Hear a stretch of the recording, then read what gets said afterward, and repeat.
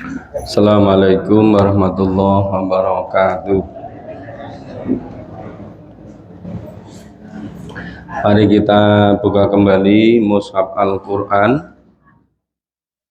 Kita lanjutkan masih pada surat An-Nisa, surat keempat, mulai ayat 11. Surat An-Nisa mulai ayat 11.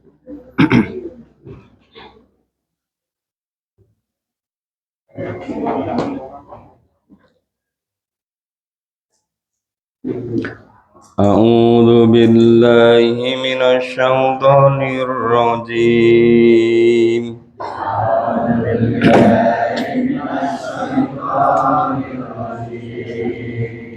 Bismillahirrahmanirrahim.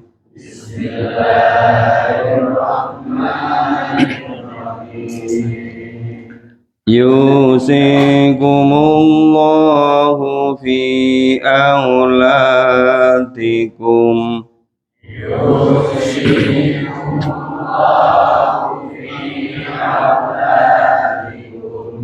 Lidzakari mithlu hadzil unsayain.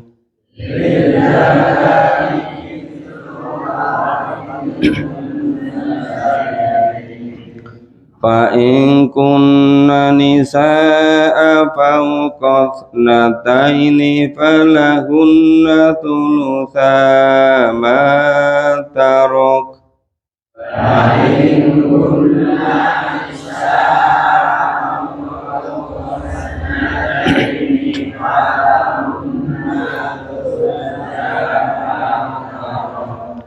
wa in kanat wahidatan falahan nisaf. Wa in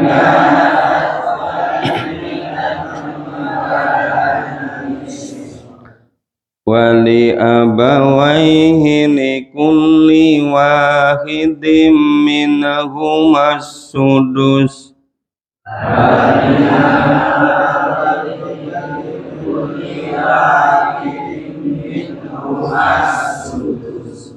Mimma taraka in kana lahu walad.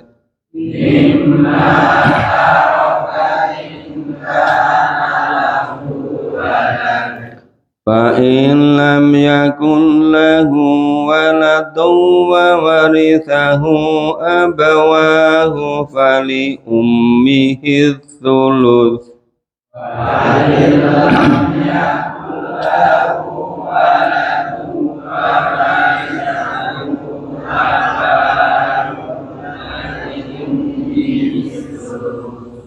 Fa in kana lahu ikhwatun fali ummihi sudus.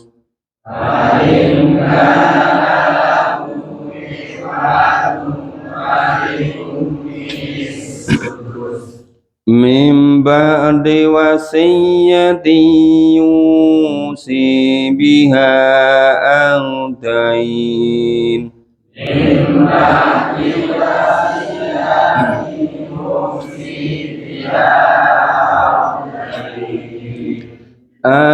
aba'ukum wa abna'ukum la tadruna ayyuhum aqrabu lakum nafa.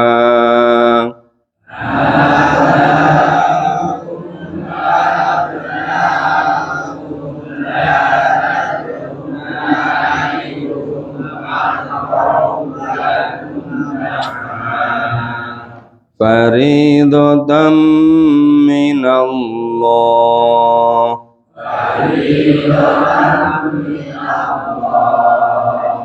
Innallaha kana aliman hakima.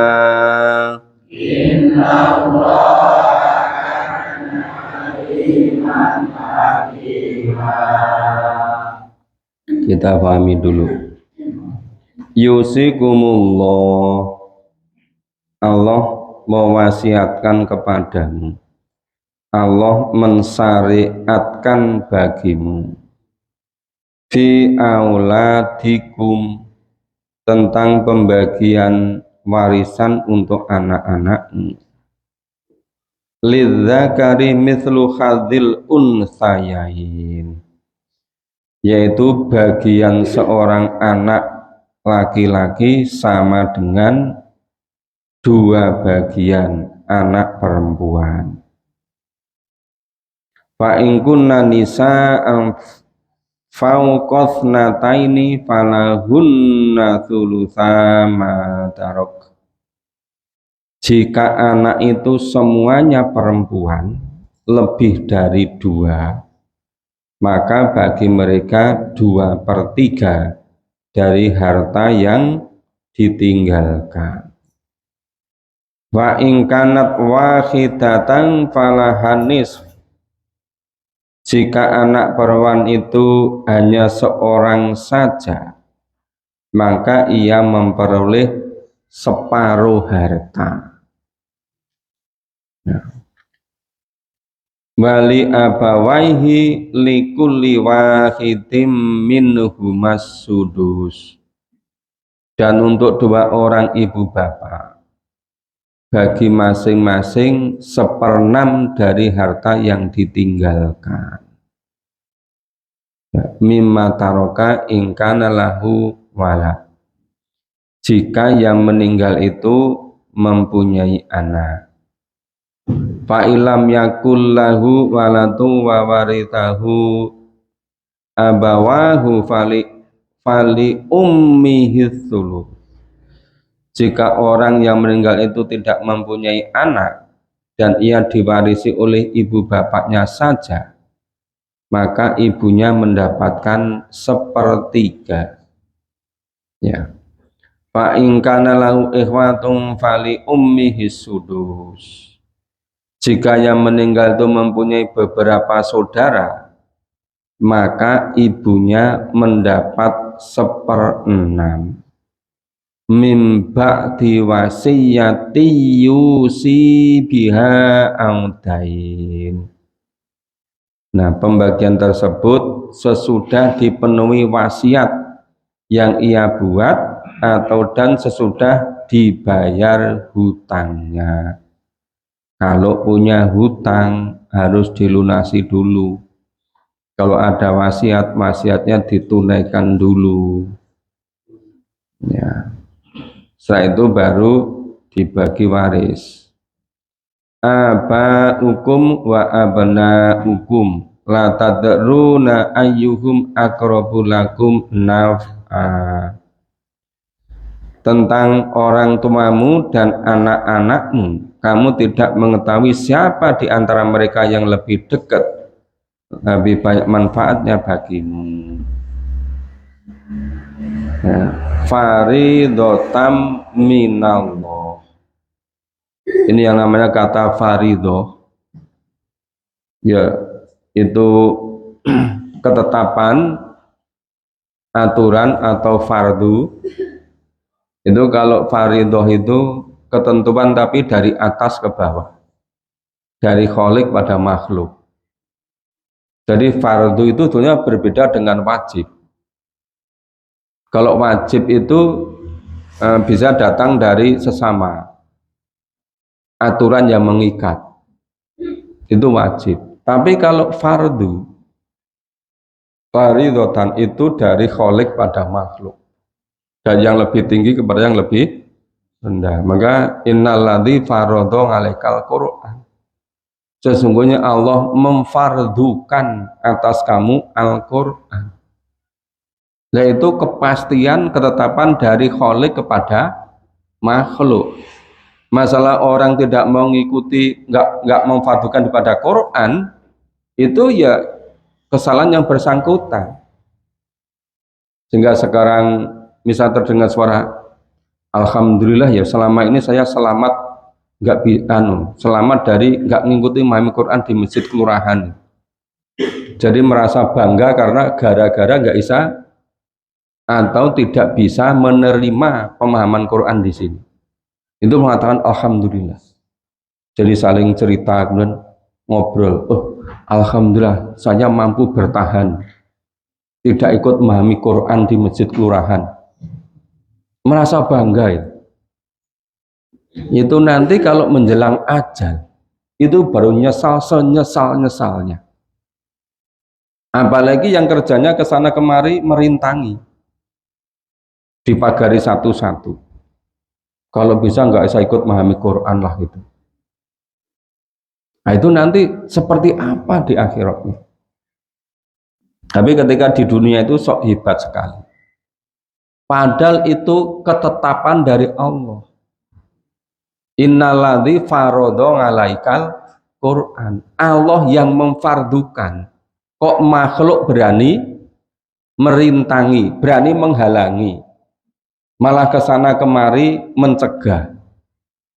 Semula sudah ada yang ikut, tapi begitu didekati diparanin jak ngobrol terus nggak datang lagi. Itu merasa bangga sekali.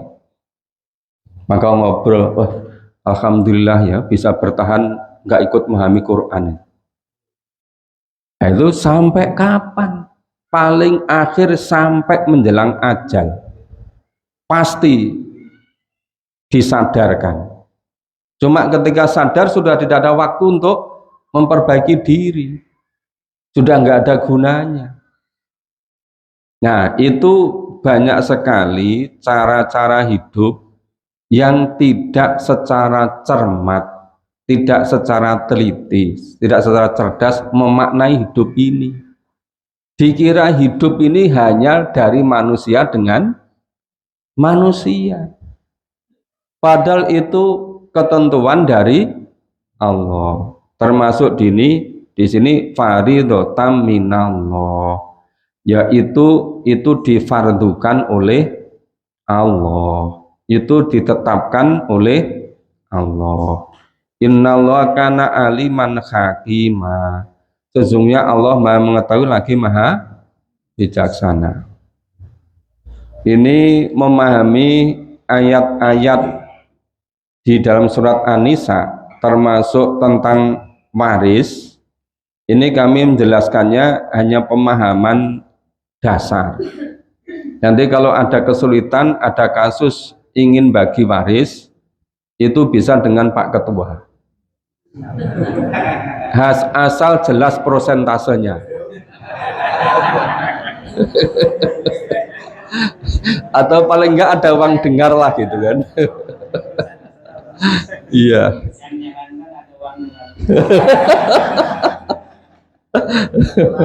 Iya. Tapi ini kalau waris harta lo ya.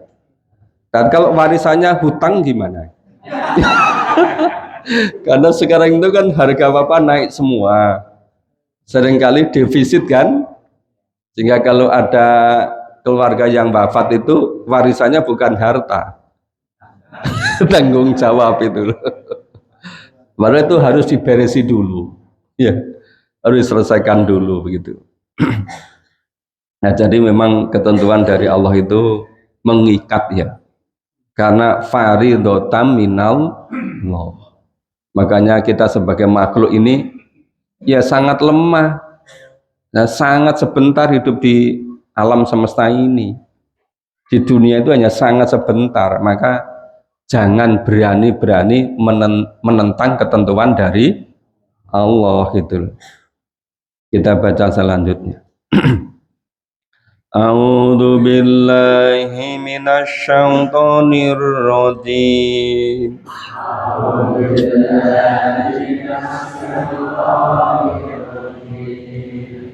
Walakum nisfu ma taraka azwajukum.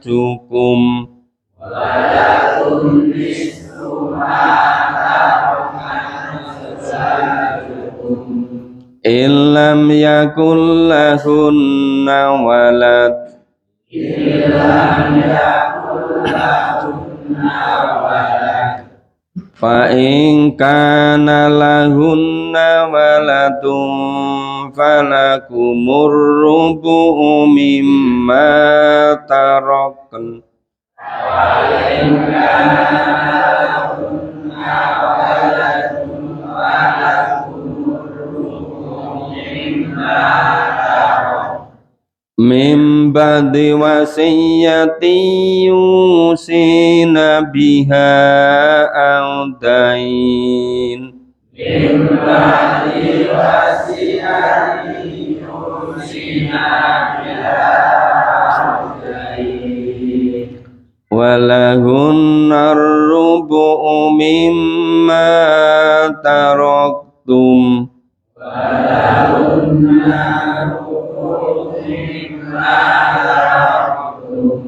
Illam yakun lakum walad.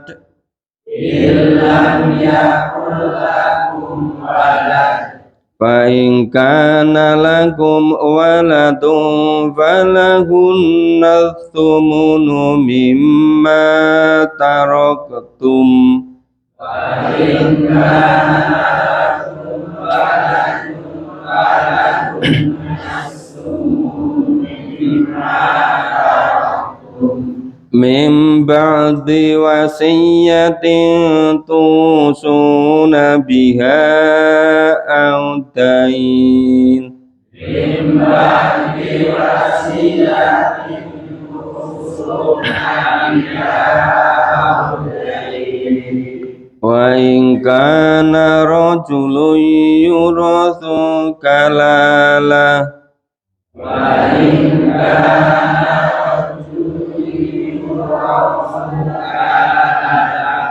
kalalatan amimra'atun walahu akhun au ukht.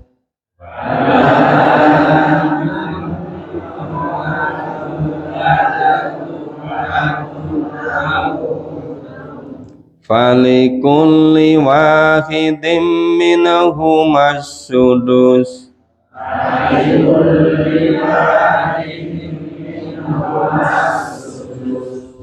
Fa in kanu aktsara min dzalika fahum syuraka'u fis thuluts.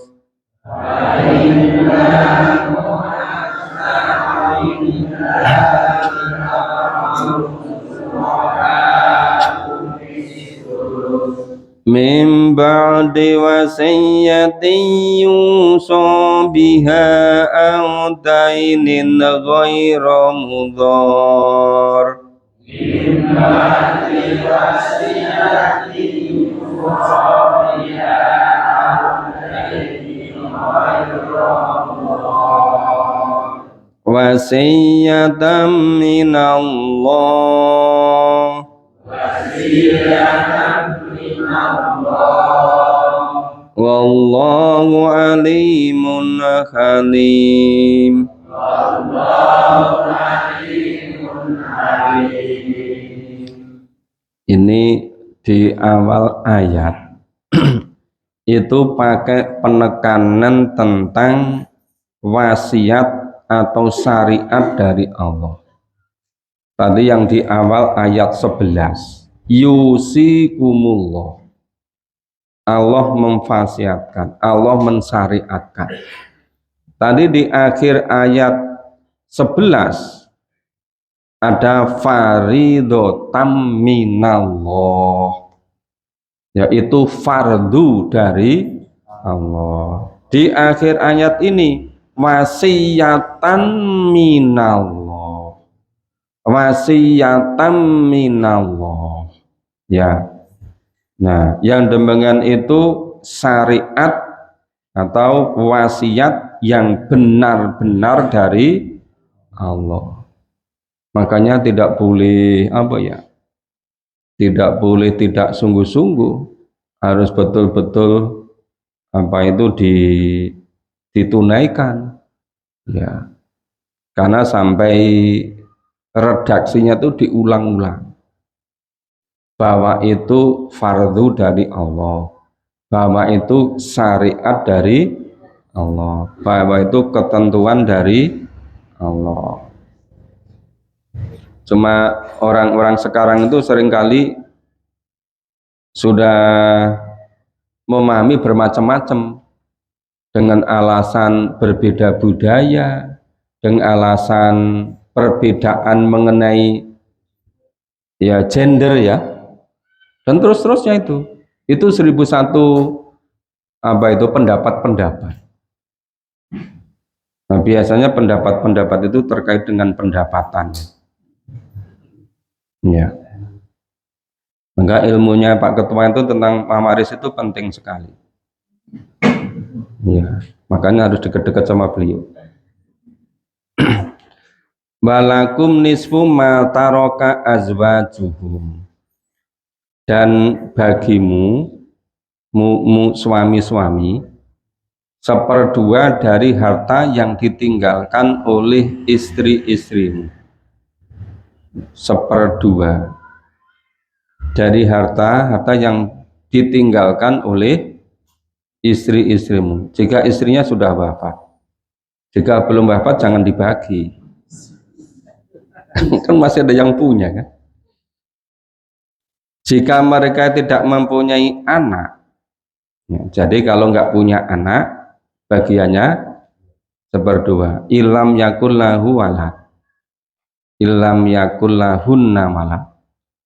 Jadi kalau istrinya yang wafat nggak punya anak, bagian suami seperdua alias setengah. Fa in kana lahunna walad falakumur rubu'u mimma tarokan. Nah, jika istri-istrimu yang wafat itu mempunyai anak, maka kamu mendapat 1/4 dari harta yang ditinggalkannya. Ya, 1/4 dari ditinggalkannya dengan syarat mimba'di wasiyati yusi nabi ha'audain. Jadi 1/4 dari harta yang ditinggalkan oleh istrinya dengan syarat itu sudah dipenuhi dulu wasiat yang mereka buat. Jika istrinya membuat wasiat dan sesudah dibayar hutangnya. Jika istri yang wafat tadi memiliki hutang, jadi wasiat dan hutang itu diberesi dulu. Setelah diberesi dulu semuanya baru dibagi waris. Itu pun kalau masih ada gitu. Ya kan? Nah, jika sudah habis ya nggak perlu dibagi, udah habis. Nah, ini tadi berikutnya para istri memperoleh 1/4 harta yang kamu tinggalkan jika kamu tidak mempunyai anak. Ini sebaliknya. Jadi kalau yang meninggal ini suaminya, maka para istri memperoleh 1/4 harta yang kamu tinggalkan jika kamu tidak mempunyai anak. Biasanya suami nggak punya anak kan? Maksudnya bukan begitu. Jadi maksudnya punya anak ya bersama istrinya gitu loh. Kalau mupu ya nggak masuk Pak. Ya mupu, gendong, ngindit, munda nggak masuk Pak. Kalau mengasih ya dikasih sebelumnya atau kasih wasiat. Tapi nggak boleh lebih dari 1/3, maksimal 1/3. Termasuk anak angkat, anak angkut, anak apa namanya, macam-macam itu. Ya. Jika kamu mempunyai anak, maka para istri memperoleh 1/8 dari harta yang kamu tinggalkan sesudah dipenuhi wasiat yang kamu buat dan atau sudah dibayar hutang-hutangnya. Jadi pokoknya semuanya itu harus diberesi dulu, wasiat maupun hutang. Jika seseorang mati, baik laki-laki maupun perempuan yang tidak meninggalkan ayah, ayahnya sudah enggak ada, ayahnya sudah wafat lebih dahulu, dan tidak meninggalkan anak,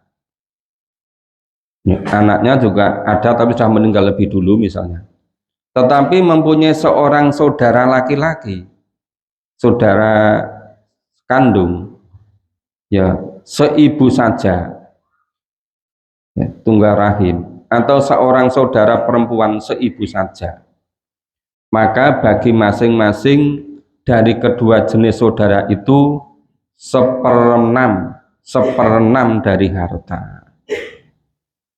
Tetapi jika saudara-saudara seibu itu lebih dari seorang, maka mereka semua bersekutu dalam yang sepertiga itu, sesudah dipenuhi wasiat yang dibuat olehnya atau sudah dibayarkan hutangnya dengan baik.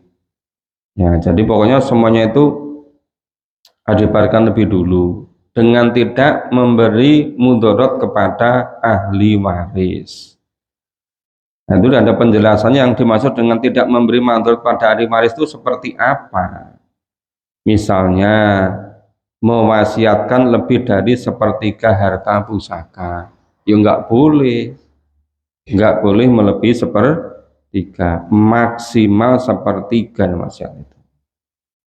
Berwasiat dengan maksud mengurangi harta warisan, sekalipun kurang dari sepertiga, bila ada niat mengurangi waris juga tidak dibolehkan.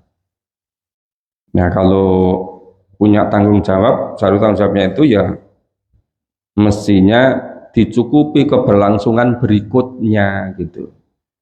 Jangan sampai ahli warisnya itu berikutnya menjadi generasi yang lemah. Ya, ini lemah dari kebutuhan materi, apalagi lemah dari segi iman dan Islam dan takwa. Jadi Allah menetapkan yang demikian itu sebagai syariat yang benar-benar dari Allah, dan Allah mengetahui lagi maha penyantun. Saya itu sampai sekarang yang masih agak sulit memahami itu misalnya mulai dari kecil sudah ada TPA di masjid, di langgar, di musola, banyak TPA kan, Taman Pendidikan Al-Quran, bukan tempat pembuangan akhir, bukan, Taman Pendidikan Al-Quran. Terus sekolah itu ada pendidikan agama Islam, ya sekolah dasar, menengah, pertama, menengah atas. Ada yang SD Islam, SD umum, ada ibtidaiyah gitu kan. Ada yang di pesantren, nanti SLTP ya gitu, ada sanawiyah, SMP negeri, SMP Islam, macam-macam. SLTA juga begitu, ada di pesantren, madrasah aliyah, ada SMK, ada SMA, SMA Islam, SMK Islam, seterusnya. Terus nanti kuliah sarjana, terus kuliah master, kuliah doktor, ya, terus kerja sebagai pendidik. Tapi sudah sampai 60 tahun tuh masih belum merasa wajib hidup ini ngikuti Quran. Masih pokoknya ya semaunya. Nek ketoke seneng ya difahami, diwaca, nek ora ya ora. Ini saya kira masalah yang sangat penting. Kenapa pendidikan dari lahir sampai usia misalnya 50 tahun atau 60 tahun kok tetap belum berhasil, bahwa hidup ini harus berpegang teguh pada Al-Quran. Jadi banyak yang itu hanya mengulang-ulang, hanya itu saja gitu. Padahal Quran ini secara keseluruhan itu pedoman hidup di dunia. Makanya mestinya tidak hanya parsial-parsial. Misalnya kalau sholat mau ngikuti tuntunan Allah, kalau waris mau misalnya, apalagi kalau nikah, biasanya wis duluan itu mau. Tapi cara-cara hidup yang lain kenapa kok nggak mau? Malah sebagian orang Islam itu sangat khawatir kalau orang Islam yang lain mengamalkan Quran. Terbalik-balik kan? Nah, ini kenapa? Nah, Itu saya kira menjadi apa ya? Menjadi perhatian semua. Padahal Quran ini secara keseluruhan itu sebagai pedoman hidup. Keseluruhan loh. Bukan hanya yang dipilih. Nah, itu ketika sering saya sampaikan di berbagai macam kesempatan. Ya sampaikan juga di kampus-kampus. Itu rata-rata ya mengakui. Iya ya Pak. Kenapa ya demikian itu? Hampir semuanya ngakui. Kenapa demikian?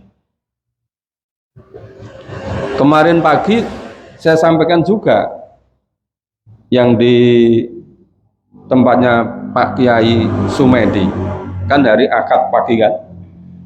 Akad paginya bukan hanya akad pagi yang dulu loh, kemarin juga akad pagi ya. Minggu depan juga ada akad pagi. Jadi kalau ngaji akad pagi ya tiap akad pagi, bukan seumur hidup sekali gitu. Nah itu namanya istiqomah.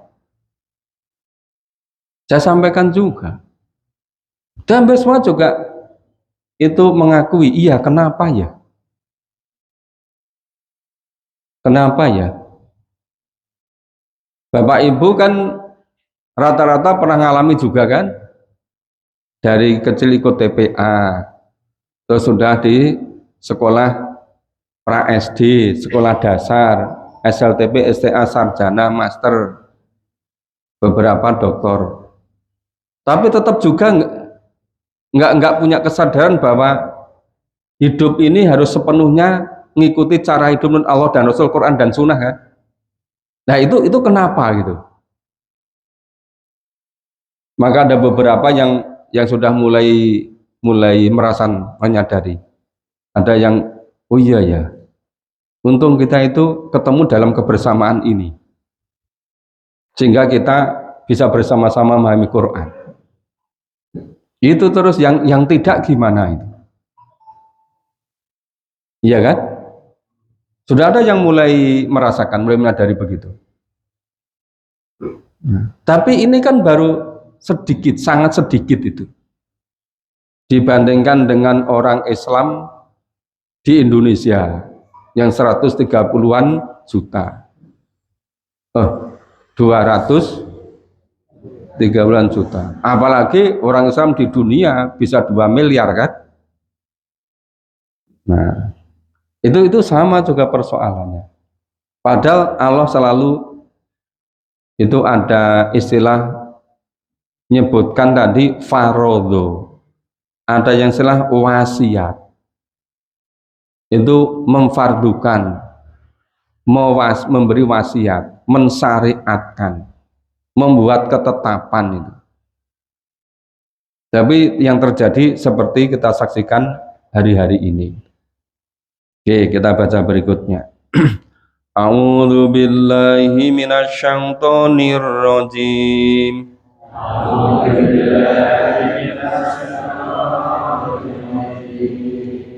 Tilka hududullah.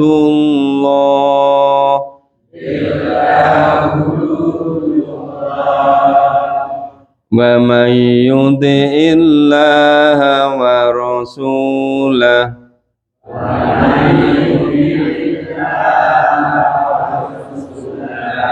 yudkhilhu jannatin tajri min tahtihal anharu khalidina fiha yudkhilhu jannatin tajri min tahtihal anharu khalidina fiha wa dzalikal fawzul azim.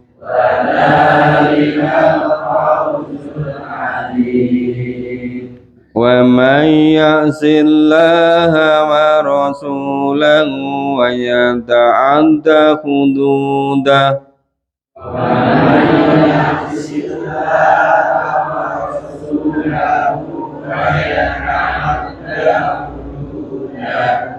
yudkhilu naron khalidan fiha wala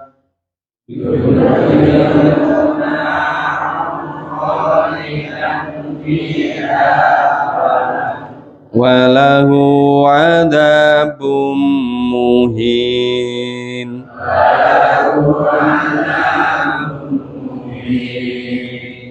Ini tambah lagi istilah hududullah. Ya, hudud, ketentuan. Tadi ada istilah farodo, ada istilah wasiyah. Ini tambah istilah tilka hududullah. Itu adalah ketentuan-ketentuan dari Allah, yaitu aturan dari Allah, itu ketetapan dari Allah. Wa may yuti'illaha wa rasulah, barang siapa yang taat kepada Allah dan Rasulnya, yudkhilhu jannatin tajri min tahtihal anhar, ya pasti niscaya Allah memasukkannya ke dalam surga yang mengalir di bawahnya sungai-sungai, khalidina fiha, kekal selama-lamanya. Wa dzalikal fauzul adzim, dan itulah kemenangan yang besar. Jadi yang dijamin dipastikan masuk surga itu orang-orang yang yuti'illah wa rasulah, yang mentaati ketetapan dari Allah. Ayat-ayat Quran ini seringkali kalau nggak memahami Quran sungguh-sungguh ya, itu dimentahkan oleh hadis-hadis yang banyak hadis dhaif. Ini firman Allah semacam ini banyak sekali. Surga itu dipastikan orang yang taat pada Allah dan Rasul, yang beriman dan amal soleh, yang bertakwa. Tapi muncul hadis, masuk surga itu bukan karena balasan atas iman dan amal solehnya, tapi karena rahmat dari Allah. Terus orang-orang sama memahami, nah kalau bukan karena iman dan amal soleh, ngapain? Toh nanti kalau nggak dapat rahmat dari Allah, ya nggak masuk surga. Padahal rahmatnya cuma satu.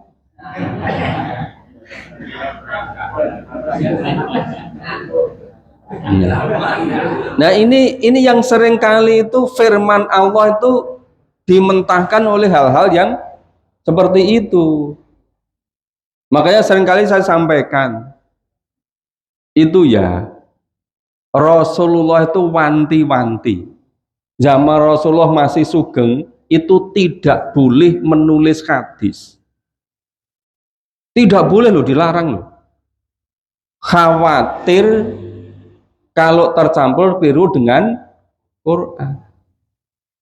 Setelah Rasulullah wafat kira-kira 100 tahun, pada tahun 99 mulai pemerintahan Umar bin Abdul Aziz, salah satu khalifah dari Bani Umayyah, itu baru mulai dituliskan hadis.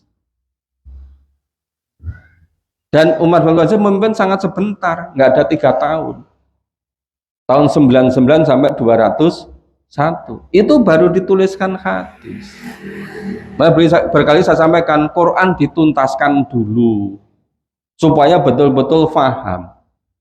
Baru nanti memahami hadis. Tidak boleh ada hadis yang isinya berbeda dengan Al-Quran, apalagi bertentangan itu kan. Tapi kemudian banyak yang mengatakan, ini Pak Tris itu kok nggak pernah nyebut-nyebut hadis, tampaknya itu ingkaru sunnah, itu nggak menggunakan hadis itu. Loh, padahal saya di madrasah belajar hadis, kuliah sarjana belajar hadis, kuliah S2 belajar hadis, kuliah S3 belajar hadis. Karena ngerti harus hati-hati, jangan sampai Quran ini dilemahkan oleh hadis-hadis itu. Syaratnya hadis itu bisa diterima, isinya harus sesuai dengan Al-Quran, tidak boleh berbeda dengan Al-Qur'an. Loh, padahal Allah sudah sangat jelas ngendika ini kan, yudkhilhu jannatin tajri min tahtihal anhar khalidina fiha dzalikal fauzul azim. Itulah kemenangan yang besar. Nah sebaliknya, wa may ya'sillah wa rasulah, barang siapa yang maksiat pada Allah, yang durhaka kepada Allah dan Rasulnya, yang menentang, tidak mau mengikuti, termasuk tadi yang mengatakan, oh alhamdulillah saya mampu bertahan untuk tidak memahami Quran. Loh, tidak memahami Quran, alhamdulillah itu terbalik-balik. Karena konsumen dunia itu hanya sangat sebentar. Kalau sebentar nggak digunakan, yo habis, nggak ada kesempatan, hilang kesempatan. Maka sering saya sampaikan, hidup ini ada teori namanya selesai sebelum dimulai. Termasuk Pak Sigit itu bilang, Pak Tris kalau di masjid Al-Ikhlas Katisoko itu disampaikan teori selesai sebelum mulai. Hidup di akhirat itu belum dimulai, tapi harus selesai disiapkan ketika hidup di dunia ini. Tidak bisa ditunda-tunda, harus sudah selesai 100% ketika kita hidup di dunia ini. Maka ini barang siapa yang durhaka pada Allah dan Rasulnya, artinya tidak mau mengikuti tuntunan Allah dan Rasul, tidak mengikuti Quran dan Sunnah, yudkhilhu naron khalidana fiha walahu adabum muhin. Ya, bagi mereka dimasukkan ke neraka, mereka kekal di dalamnya, dan itu merupakan siksa yang menghinakan. Ngadabum muhin, siksa yang menghinakan. Walaupun sekarang diberitahu malah, oh nanti di neraka malah enak, temannya banyak, ya, dari berbagai macam kalangan itu kan. Itu karena apa? Karena nggak ngerti gambaran neraka seperti apa, nggak ngerti gambaran surga seperti apa. Kenapa nggak ngerti? Ya memang tidak mau memahami. Kenapa tidak mau memahami? Karena nggak meyakini kebenaran Al-Quran. Nah kan berangkai terus itu kan. Berarti sebabnya hanya satu loh sebabnya itu. Sebabnya itu tidak yakin kebenaran Al-Quran, maka tidak mau memahami. Alasannya repot terus. Lu kapan ora repot itu? Tapi kalau memang Quran ini jadi prioritas, ya tetap waktu itu diprioritaskan untuk memahami Al-Quran. Kita baca selanjutnya. A'udzu billahi minasyaitonir rajim.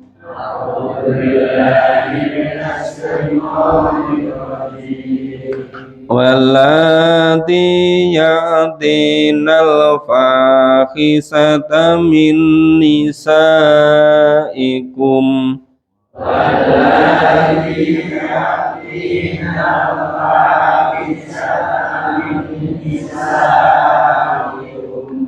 fastashhidu alaihinna arba'atam minkum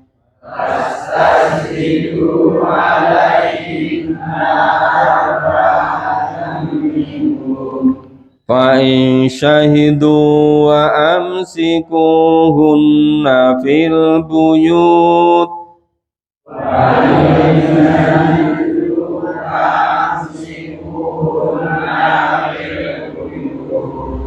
hatta yatawafahunnal maut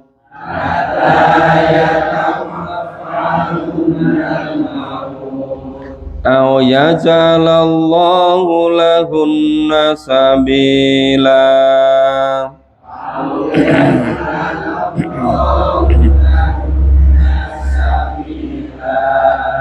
Walladzani yatiyaniha minkum fa'aduhuma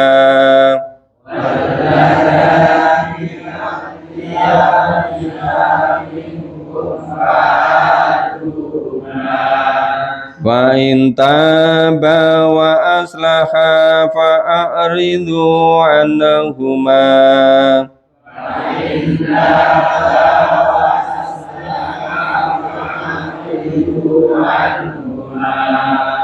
Innallaha kana tawwabar rahima.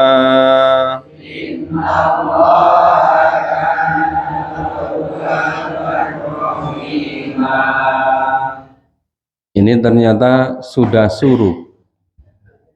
Berarti tadi yang kita pahami baru sampai ayat 14. Insya Allah besok pagi kita ulang baca dari ayat 15. Padahal ini ada yang penting-penting sekali. Ayat 17, 18 itu yang ya berbuat dosa itu yang diampuni itu karena kejahilan. Karena tidak ngerti. Kalau sudah ngerti kok terus berbuat dosa, nah itu yang sangat repot itu. Ya, makasih Bapak Ibu. Insya Allah kita lanjutkan besok pagi.